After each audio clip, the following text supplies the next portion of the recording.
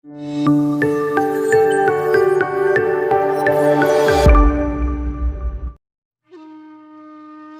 sebuah desa kecil yang bernama Desa Tumapel, hiduplah seorang laki-laki biasa yang memiliki mimpi ingin menjadi seorang raja.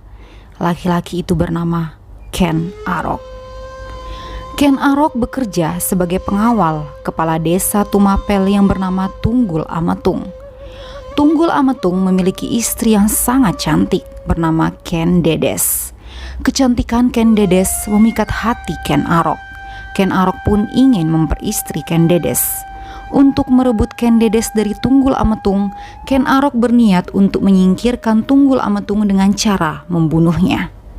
Ken Arok memesan sebilah keris kepada Empu Gandring, seorang tukang besi yang terkenal dapat membuat keris. Empu Gandring sanggup membuat keris pesanan Ken Arok dalam waktu setahun. Ken Arok tidak sabar.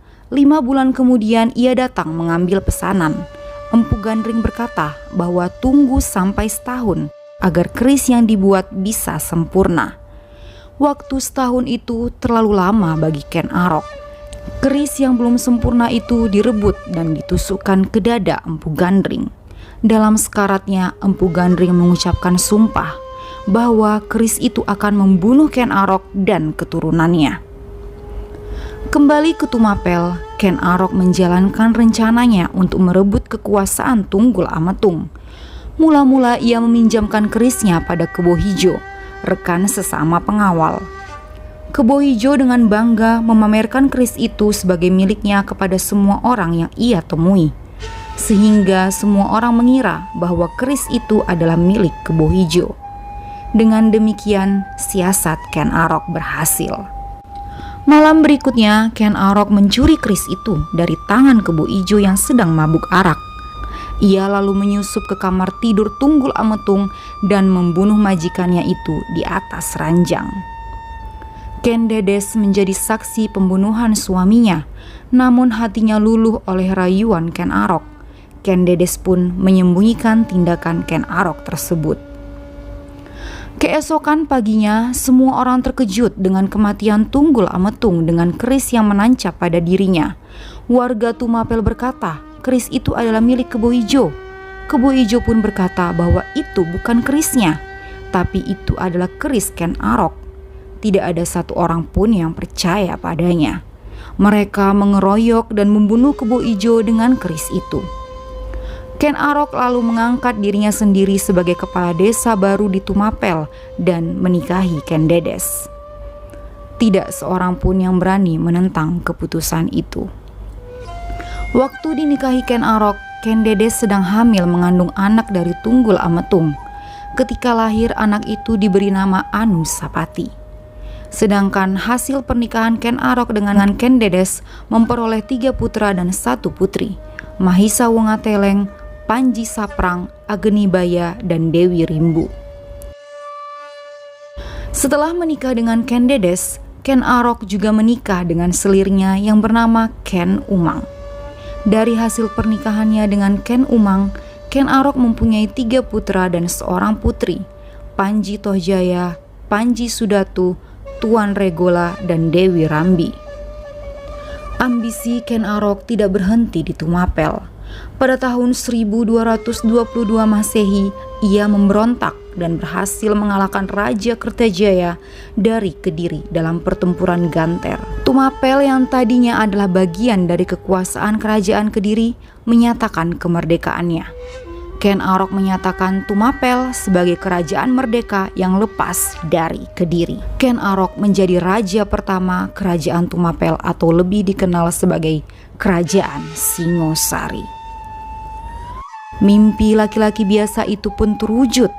Dia berhasil menjadi seorang raja sekaligus pendiri dari kerajaannya sendiri.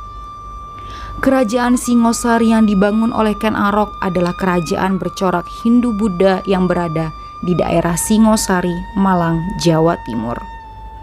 Keluarga kerajaannya disebut dengan dinasti Rajasa.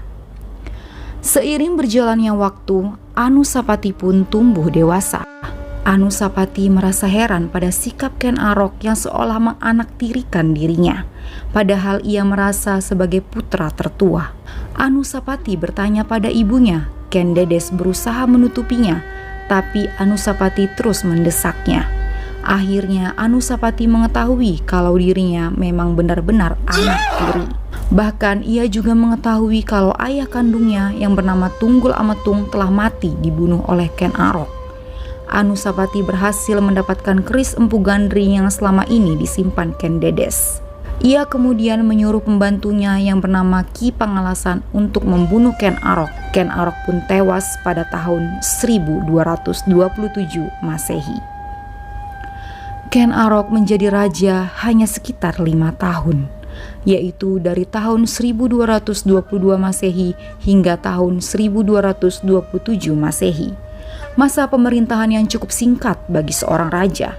Impian seorang Ken Arok memang terwujud, tapi ia meninggalkan dendam di hati anak-anaknya. Dinasti Rajasa yang ia bangun seolah-olah terbagi menjadi 2 kubu, yaitu kubu anak-anak Ken Arok dari hasil pernikahannya dengan Ken Dedes dan kubu anak-anak Ken Arok dari hasil pernikahannya dengan Ken Umang. Anusapati dendam terhadap Ken Arok karena Ken Arok membunuh ayah kandungnya, sedangkan anak Ken Arok dari hasil pernikahannya dengan Ken Umang yang bernama Tohjaya balik dendam terhadap Anusapati yang telah membunuh ayahnya. Jalan Ken Arok dalam mengejar mimpinya sudah tidak dibenarkan. Dia berkhianat terhadap tuannya sendiri. Ia memiliki kesempatan untuk bisa memperbaiki kesalahannya dengan cara menyayangi Anusapati seperti anaknya sendiri. Tetapi ia tidak mengambil kesempatan itu. Ia mengabaikan Anusapati yang telah ia bunuh ayahnya. Bahkan ia berlaku pilih kasih terhadap Anusapati. Hal tersebutlah yang memicu Anusapati curiga dan bertanya pada ibunya, mengapa ayah yang ia banggakan itu tidak menyayanginya. Dari situlah awal konflik keluarga Singosari dimulai. Semua orang pasti pernah melakukan kesalahan. Orang yang baik adalah orang yang mengakui kesalahannya dan berusaha memperbaikinya. Tapi orang yang lebih baik adalah orang yang menjaga dirinya dari kesalahan. Tohjaya berniat membalas dendam terhadap Anusapati. Tohjaya berhasil mencuri keris Empu Gandring dari Anusapati dan menukarnya dengan keris lain. Tohjaya pun menancapkan keris Empu Gandring ke dada Anusapati. Seketika Anusapati tewas. Tohjaya kemudian naik tahta. Tohjaya berkuasa dengan diselimuti ketakutan. Kecurigaan terutama ditunjukkan kepada Ranggawuni, anak Anusapati. Ranggawuni memendam dendam atas kematian ayahnya, bersekutu dengan Mahisa Campaka, anak Mahisa Wungateleng yang tak terima tahta kerajaan diambil Tohjaya. Ranggawuni melakukan pemberontakan. Mereka menyerang istana. Tohjaya melarikan diri, namun karena luka-luka dalam pertempuran, dalam pelarian itu Tohjaya meninggal dunia. Ranggawuni menaiki tahta kerajaan Singosari dengan gelar Srijaya Wisnuwardana. Mahisa Cempaka turut pula memerintah dengan gelar Narasimhamurti. Mereka mengadakan pemerintahan bersama. Sumpah Empu Gandring pun lenyap.